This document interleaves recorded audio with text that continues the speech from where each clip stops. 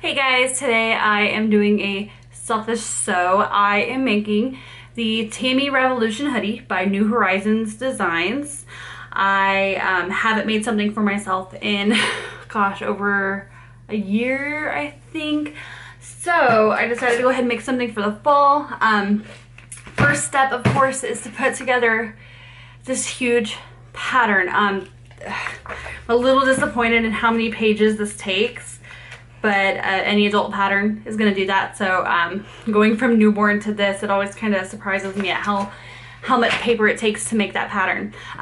So the fabrics I will be using today are some French terry. I believe it's rayon.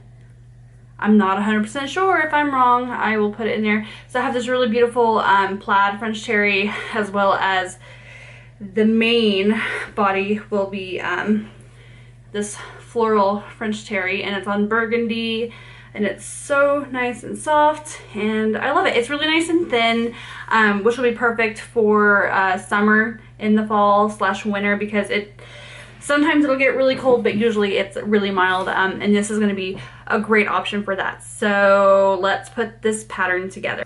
Alright, so it's been 2 days since I last recorded. I'm just now able to kind of get back into this. My husband's watching the girls, and I got everything cut out and set up. It kind of took forever to get that pattern put together. I'm usually used to putting together teeny tiny patterns. I have my instructions right here, and right now I'm just gonna kind of go through it and tell you what I'm doing as I go. So I'm going to start off by matching the first sleeve to the main bodice piece. I like to pin using these fabric clips. You can buy them on Amazon pretty cheap. They're a lot easier to keep up with, and they don't slip and slide like pins normally do. I also suggest always checking the instructions as you go. You never know if you might have missed something the first time you read it. I always start off by making sure I have matching thread. It gives a more professional look, and it also hides any small mistakes you might have made while you were sewing because it perfectly matches your fabric.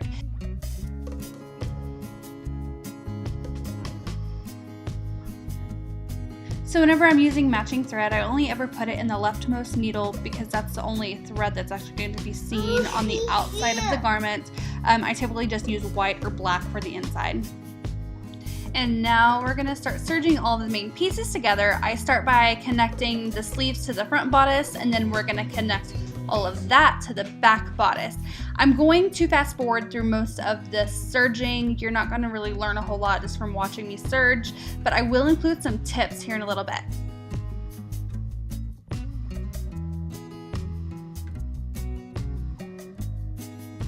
It's time to put together one of the hood pieces. I decided to go with the double hood option just because it is so adorable, and I absolutely love all of the options that this pattern has. The double hood is really cool though because you can have different colored fabrics and contrast with different colors, so it's really fun.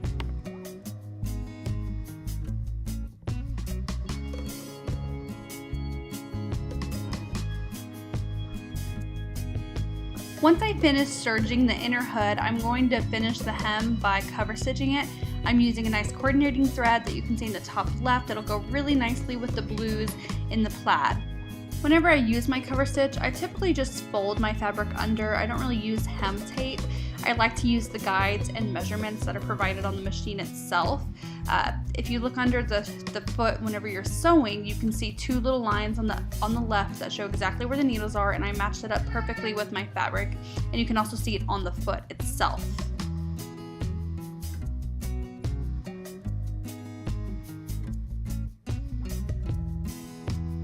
And one thing I always do, especially with my cover stitch, is I check the tension as I am sewing before I just kind of take off.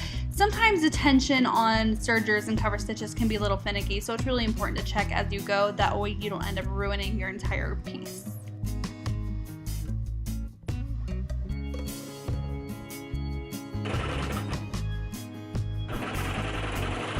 One thing I really love about my baby lock cover stitch is that you can chain off like you would a serger. I definitely suggest this if you're in the market for a cover stitch. It's a really good one. Ta-da! And this is the kind of finish you get with a cover stitch. And it came out beautifully. Hi! Say hi, everybody! Hi, everybody! Claire said she wanted to say hi to the camera, so we're saying hi! Hi, Buddy. Are you having a good day? Yes. Yes. I love you. What is Mama doing right now? He's taking a picture in camera. Well, I know, but what am I doing? We're talking to the Daddy in camera again. We're talking to Daddy in the camera? Well, maybe Daddy will watch this.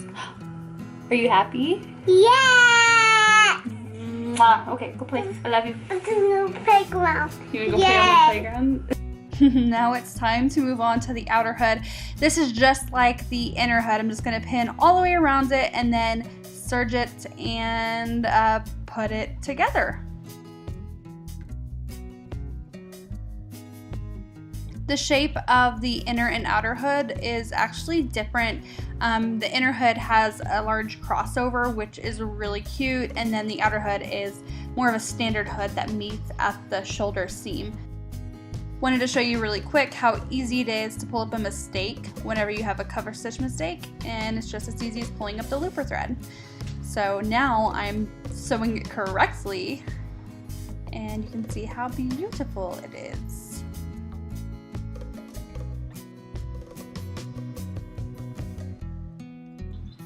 We've reached the more complicated part of this pattern, and I don't mean complicated as in it's hard to do. You just want to make sure you follow the instructions so you get the right fit.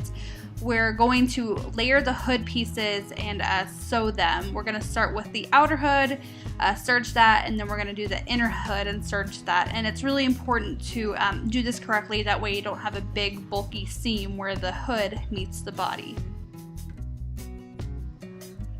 Because of the varying sizes and thicknesses on the hood when serging it together, I had to adjust the pressure and the tension on my serger a couple times. It's really important to keep an eye out for these changes so you can get a really good finish. And just like tasting while you're cooking, you want to make sure you examine your garment while you're sewing, making sure everything looks right so you don't, finish your project before you realize something's completely wrong. All right, so I'm just about ready to go ahead and stitch the main body. I got the pockets on here. It's pretty standard. Sew them on, match them up, and all that. Just gonna stitch the sleeves and all of this together on each side, and then we will move on to the armbands and the waistbands. Here's a quick tip for sewing seams. This is a seam where the sleeve meets the main body. So I'm getting close to the foot of my machine. I'm going to keep this top piece facing towards the machine, and the bottom piece is folded under.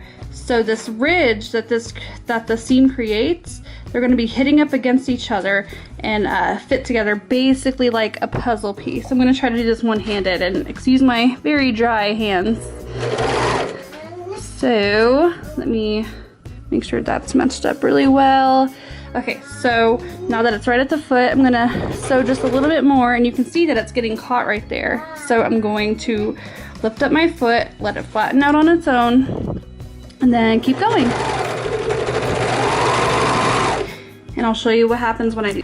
So now what you get whenever you do that is that you have perfectly straight seams. All right, I got everything put together, so now I'm just gonna put the cuffs on and the waistband, and I'll show you the finished outfit.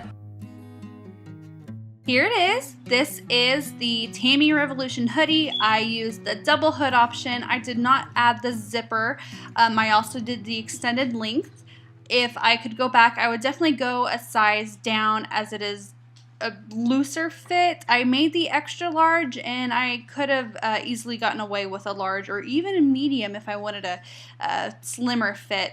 I think the length is wonderful. I am going to do my best to shrink this in the dryer because it is just a tad too big, but I still love it and it's so comfortable. Thanks for watching, guys.